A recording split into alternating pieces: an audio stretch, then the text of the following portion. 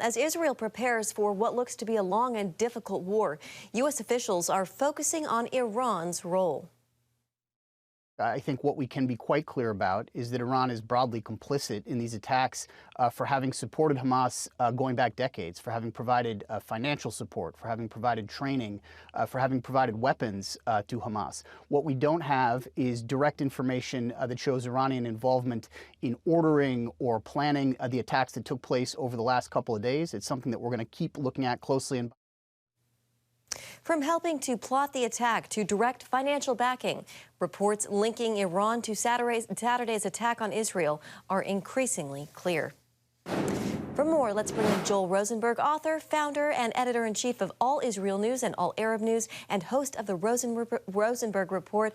Joel and his wife, we should mention, live in Jerusalem. Joel, welcome.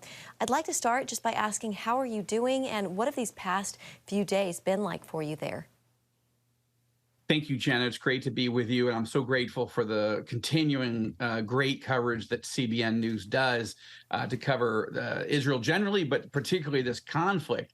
Yeah, it's been crazy. This is Israel's darkest hour. I mean, whether you use the analogy of 9/11 or Pearl Harbor, this is Israel's equivalent. Okay, we were blindsided by an attack, not just by almost 4,000 rockets and missiles, but by about 1,000 Hamas terrorists storming across the border, blowing up the border fence between Israel and Gaza, and then just coming in and slaughtering.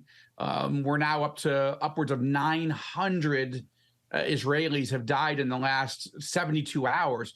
And just to put it in context, Jenna, if Israel is only 10 million people, okay? United States is 330 million. So you guys are 33 times larger than us. So imagine if CBN News had a report today that about 30,000 Americans had died in the last 3 days. That's the emotional equivalent, population comparison-wise, for us to have 900 Israelis murdered. We're a small town, small country. It is rocking us hard. We're unifying to fight Hamas and win, but there is grieving. This is painful. I've never seen anything quite like it, and I've been traveling to Israel for 35 years, but I've been living here for 9. Nothing like this compares.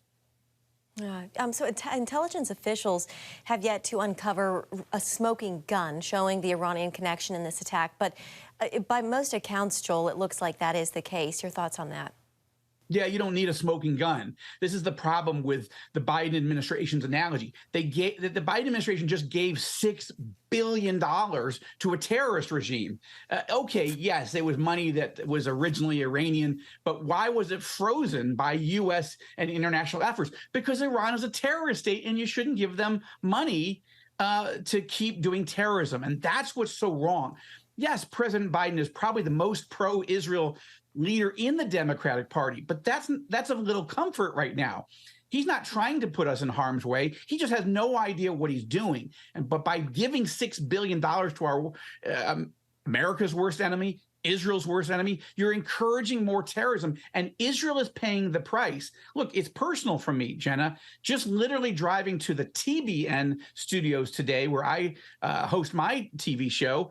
What happened? The sirens went off in Jerusalem. My wife, oldest son, his wife, her brother, we all had to bail out of the car, run for cover, while the sirens are going off, and then we hear boom, boom, boom, boom, 14 or 15 times, as fortunately, praise God, the Iron Dome system took out the salvo of missiles heading for the capital city of Jerusalem.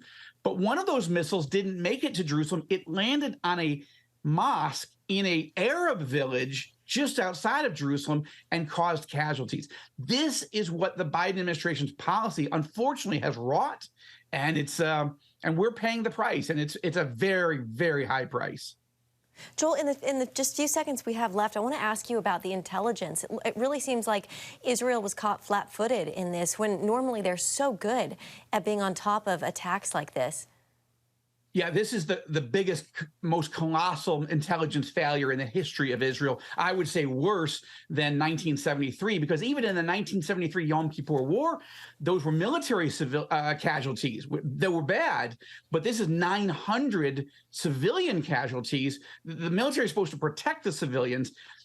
It's going to take months to unpack how this happened. But right now, we've got to unify and win this war, and then we can figure out how did we get here in the first place. All right, Joel Rosenberg, it's always so good to see you, and we thank you for taking the time with us this evening. Thank you so much, and please stay safe. It's an honor. Appreciate everyone's prayers.